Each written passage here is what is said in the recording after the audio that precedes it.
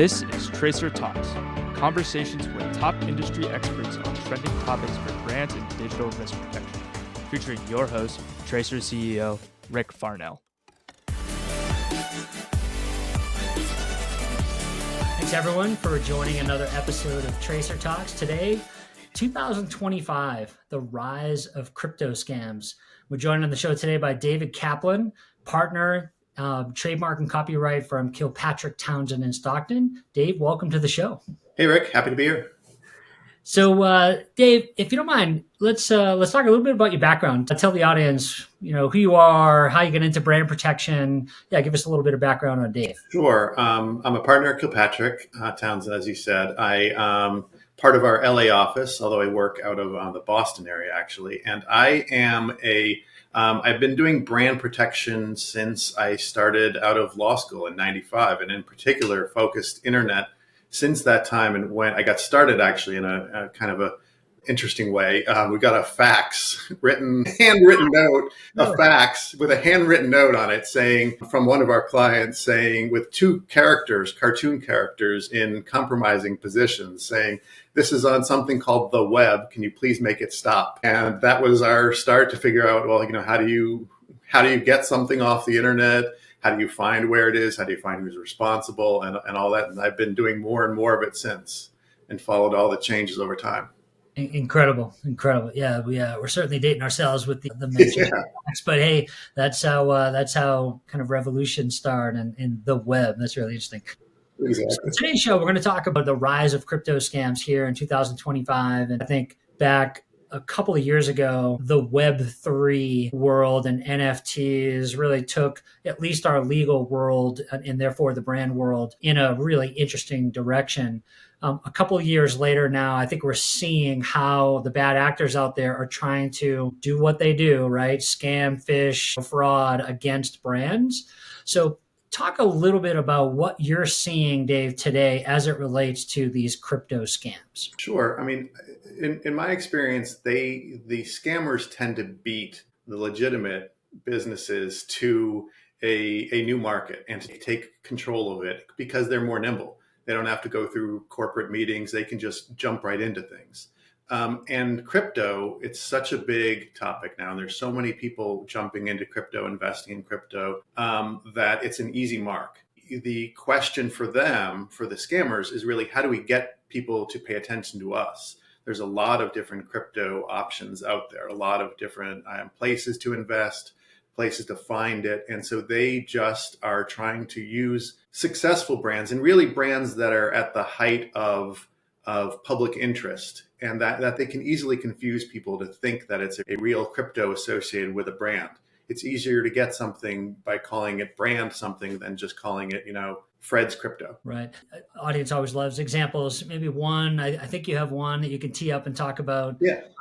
Related to kind of the entertainment segment, and then maybe one in the financial services world. So yeah, let's Sure. talk to you at a high level, how those two kind of came about. Yeah, the first one was just a very popular television show, and they just used the name of the characters and the name of the show and called it that show coin, and used images from the characters and put it all over the internet and advertised on social media, put up a website, had a whole campaign surrounding it. And it was, like many of these scams are, just a rug pull. They get people to invest, and then they just run off with all the money and disappear. And another one was just based a financial company. That's a high tech financial company, and it's easy to get people to think that this is really going to be associated with them because it's using their brand in a coin. And the interesting thing was, on the first one, we had a recurrence of it, which is something we should talk about as proactive in keeping on monitoring things, because what happened with this one is they stopped it after, and then a year and a half later, the coin came back again under new leadership, and ostensibly to be a good actor. And they were trying to recover money for all the people who had lost money the prior time, but still misusing the brand. I think that is fascinating. It's kind of the recurrence of, what was a successful scam for a period of time before, we in the brand protection world were able to kind of help that brand, let's just say. So I think that's really interesting, specifically for this space, is because there's all kinds of market dynamics and things geopolitical that really give rise to news opportunities. And anytime there's news opportunities related to a segment of the market, those are the ones in which the bad actors kind of take advantage of. So yeah, Exactly. maybe you mentioned it, proactive versus watching. Talk a little bit about the importance of just really brand protection, a strategy, and the different phases, and how you work with your customers and clients to help them. Sure, sure. A lot of clients are reactive just simply because they see something for the first time, or they're just inundated with tons of things, and so they have to be in a position of, we're going to respond to these things. But once you start dealing with it, you're going to face it. And the idea of there's a bigger need to be proactive in finding the things than just responding to them. And these are good examples. Once you've had a crypto scam against you, it's not going to be the last one. There's going to be other ones, because even the scammers learn from other scammers. So if you are just responding to the first scam, you should expect there to be more. If you find people registering domain names and offering scams on the domain name, you can expect there to be more domain names. That's just the way that scammers work. And, there's different ways to deal with that. There's different ways to be proactive. It's harder to be proactive when you have an avalanche of infringement the first time. Then you're just dealing with trying to clear the deck a little bit. But I do think it's important to be thinking about, and to be really aware of all the different kinds of scams. I mean, the crypto scam is one area, NFTs were another, and they're ever changing. And I think it's important to be on the lookout for those things and to have a plan, because even if you're just facing crypto, for example, you'll have a job scam on another side. And if you're not looking for that, you're missing a whole area of where your brand is being misused, where consumers are going to be attacked. Yeah, and I think kind of speaking from some of the things that we've done at Tracer and working with you as a partner, and then back to the brands, is we really tried to create max flexibility, right? So things with that we've done around outcome-based pricing, pay for only results, not just needless hours to watch for things, and even if there's no problems. And then also the flexibility of helping brands really be dynamic with the number of, let's call them sub brands in their portfolio, geographies, marketplaces versus social media versus paid ads. So we've really tried to make a flexible platform. Can you talk a little bit about how that flexibility really helps you be much more strategic with customers? Yeah, sure. I mean, it's super important being flexible. You may be a seasonal business. You may have 1 month business is going to go crazy. And when your business goes crazy, the scammers go crazy. You may have another month where things are slower. And that is just the flexibility to be able to be nimble, to move to a different issue as it comes up, and to have less focus. I mean, once you have a crypto, it takes a little bit of work to set up one of these scams. So you're probably not going to deal with 20 for a brand at once, but they'll recur. But you may be able to move, once you've enforced and stopped one, you may be able to take some money and put it towards a different kind of scam. And just really thinking about where your business is, and where the market for your business is, where your marketing departments are going. If they're focusing on one type of work, or they're a Super Bowl ad, you'll see stuff related to whatever they're advertising in their ad. Whatever you're doing in the market, the scammers will try and take advantage of that marketing channel and to scam people. And that's always the case. And it's always important, in my mind, to just be super nimble. I think that's right. And you touched upon a couple of things, like our world is forever dynamic. And I think the same way in which the authentic brand ambassadors of our shared customers are trying to go out to put a very positive impression on either new prospects to come in to become a customer or consumer, or maintain authenticity with their existing customers. Like there's all kinds of strategies that they have. The bad actors have similar strategies to try to reach customers. So maybe talk a little bit about the threat vectors that you're seeing, that they're a little bit more dynamic than kind of maybe just older days where you didn't have as much dynamicism. Yeah, it's 100%. The threat actors tend to, and as I was saying before, they're much more able to adjust and to move and to change. And so, whereas everybody, people of our generation, we searched for everything on Google. The younger generation does not. They search on TikTok, they search on Instagram, they search on social media, they may be on Discord, on a lot of these other avenues where businesses are reaching them. And so are the scammers reaching them through those. And so if you are, let's go back to crypto, if you have a crypto website up there, how are you going to get people to go to this coin.com or .xyz or whatever you're going to put it at? How are you getting them? Some of these they're not the most, they're not type in traffic. People aren't just going to their browser and typing in this URL. They're finding it through some other means. And so that's why whenever you have a brand protection program and whenever you're dealing with an issue, I'm always taking the step back and saying, well, how are they getting to consumers? How are the consumers finding this? I know I found it because we have Tracer, or we have people searching it, or somebody complained about it. But what I want to know is how they're getting to consumers, because that is how you have to approach the enforcement part of it. If they have a Twitter/X account and they're posting on there, we need to be aware of that. If they have other social media accounts, we need to be aware of that and try and get their marketing process stopped as well. Yeah, and you bring up a really good point. The way in which today's brands authentically try to create content out there to have their existing customers or new prospects try to become customers. Those are all, new ways. Let's go back to a little bit about the difference between, when there's a problem happening and we're at it, you're at it, we're at it in the brand, and we're trying to take that proverbial big problem down to a small problem, right? We've taken stuff down, we've scared them away, they move on to a different area because we're all over them. In those times of maybe a little bit more of a maintenance mode, what we've seen, and really appreciate your strategic lens on this, working at that point in time with the security teams and the marketing teams to understand what programs are coming out, what threats are coming into the organization that we might be able to change our brand tracks and the way in which we're tracing things. So can you spend a little bit of time talking about the interrelationship of not just legal anymore? It's really a multifaceted approach that you're working with, and then therefore we're working with. Yeah, I mean, I think anybody in brand protection always should be, there's the legal side of it where we see the trademark problem or the copyright problem or whatever the intellectual property or whatever the misuse of it is. But then there are people on security who are seeing problems on their end. They're seeing phishing scams. Then there's people on the marketing where they're getting questions, or even there's customer service. People are getting emails from consumers who think they saw something or just trying to question it. I've seen it on the HR department too. I think that's a constant thing. And I think that should be a continual thing of connecting the different groups to the legal group so the legal can support all of them.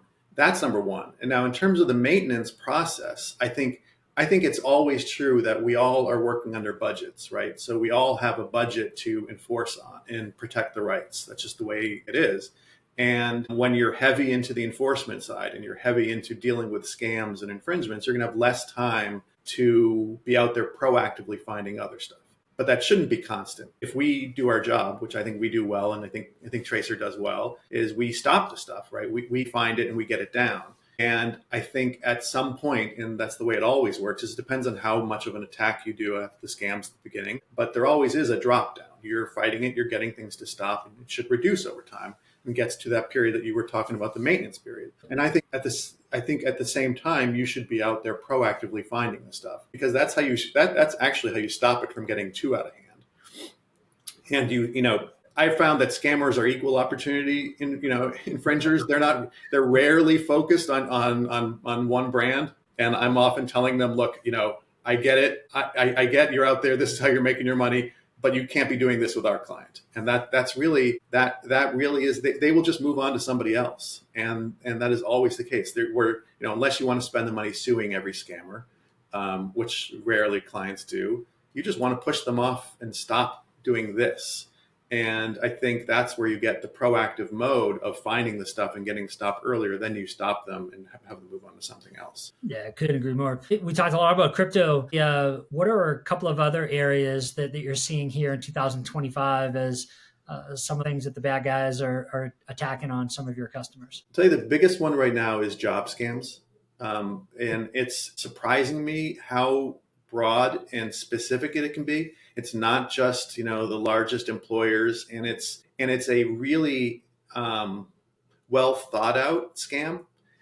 It's the same scam of trying to get people to send them money and them pretending to send you money that doesn't actually get sent. It's the basic old scam that's been around for generations. But what they do now is they'll have a fake business account on LinkedIn or some other social media, and it'll look like a person, or it actually will be the person's picture. And then they will send out emails from an email address or through a job site, and they're targeting people. They will contact somebody who puts an ad up or posts something saying I'm looking for a job, and they will contact them, or they'll just have listings. And it would be surprising how many companies deal with this and how broad it is. And I think it's people expect it. They expect to be able to work at home. So I think it makes perfect sense that that's one of the biggest ones right now. And I think that's a really interesting new thing that we're seeing. Is we talked about the need for marketing and security and legal to work together. Now we're seeing the HR department really as almost like that support function, and maybe people who are in channel sales or whatever. Like when people are on the front line seeing things, those are the best indications for us and you to be able to help them kind of be proactive and find them more readily. Exactly. So, yeah, I'll give you one other scam that I'm seeing a lot of more of. I'm seeing less straightforward. Well, counterfeiting is always a problem, but what I'm seeing is tons more of just completely fake websites that are just not selling anything. They're just trying to get credit card information, or even to get people to buy things that they're never going to sell. It's cheaper to just put up a website and have hundreds of throwaway domain names. And so we have just clients who are just constantly searching and finding a new website and stopping it. And what I've seen, an interesting development in that area, is that whereas the domain names used to be the focus on them, used to be brand or something close to the brand in the domain name, now it can just be junk. And because they're getting people through social media. And so when you click on the ad or wherever you're finding it, discussion board, and you click on it, you're just going to I've seen letters, just a whole bunch of gobbledygook letters put together, and that's the URL. And that changes the way your tools for enforcement, right? You can't go after a domain name. Now you have to go after content. And it's just completely garbage websites. They're not selling anything. Thanks for sharing that, Dave. And I'd be remiss if I didn't say we really appreciate our partnership together. You've been such a phenomenal partner to us in more ways than one, helping us with our roadmap and the things that we're trying to consider, to invest in on behalf of keeping the digital world authentic. So really want to thank you online. I'll tell you one thing that I like about Tracer, and I'll tell you, this is the one thing I always focus on when I'm trying to figure out how to help our clients, is that there's an overload of information, right? We deal with so many websites and so many social media accounts and so many problems that trying to put the problem in context on the internet, and this is probably why they're able to fool people, right? Is because everything looks legitimate and it all looks the same unless you're experienced in identifying it. But what helps our end and our client's end is reducing the amount that we have to spend looking at things that we don't care about. And because that is the hardest problem for clients, is like, how do I decide which 10 things I have time to deal with if I have to look through 100 things to find them? Yeah, it's a perfect kind of, with the rollout of Flora on our side, our kind of AI agents that are really removing close to 93% of all noise out there, so that we're only landing the things that are meaningful enough. So it's really, really appreciate that. Let's move into a really fun segment of the show called Rapid Fire. Uh-oh. And handful of questions. Don't be nervous. All right. So we'll kick it off. What would you eat for your last meal? What would I eat for my last meal? Oh, just a good ribeye steak. Okay. Well, how would you have it cooked? Always medium. Okay. What superpower would you choose? Superpower, speed. Oh, okay. Flash. There we go. Yes, the Flash. Most productive time of your day? My most productive time of the day is like right in the middle of the day. Well, actually, I know I'll say it. that's when I'm most active. My most productive is in the night when I'm not getting calls and texts and emails. Fair enough. Fair enough. Cats or dogs? I'm a dog person all the way. No cats. I'm a cat eater. Okay. Drink of choice. Trick of choice. No, drink. Oh, drink. Drink of choice. Drink. Gin and tonic. Nice. Favorite genre of music? Rock and roll. Bruce Springsteen up there behind me. Favorite pizza toppings? So there's a bacon and mashed potato pizza at Otto's Pizza in the East Coast, and I love that. There we go. Bacon and mashed potatoes. There we go. Phenomenal. It's hard to describe, but when you have it, you want more. My next visit out to visit you, we'll have to go there. That sounds pretty good. Your most prized possession? Do my children count as a possession? I guess my children. I guess, yeah.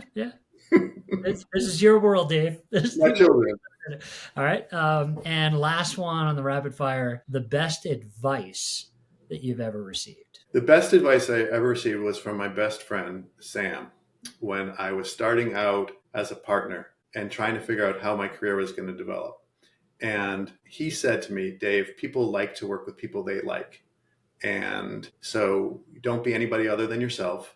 And then you will connect with clients and they will want to work with you. Pretty awesome advice from Sam. Well done. Yeah. All right. Well, Dave, really appreciate you joining the show. Thanks everyone for joining. That was 2025, The Rise of Crypto Scams with David Kaplan. Thanks, Dave. That's fun, Rick. Take care. We hope you enjoyed this episode of Tracer Talks. To see more content on brands and digital risk protection, visit our website, tracer.ai.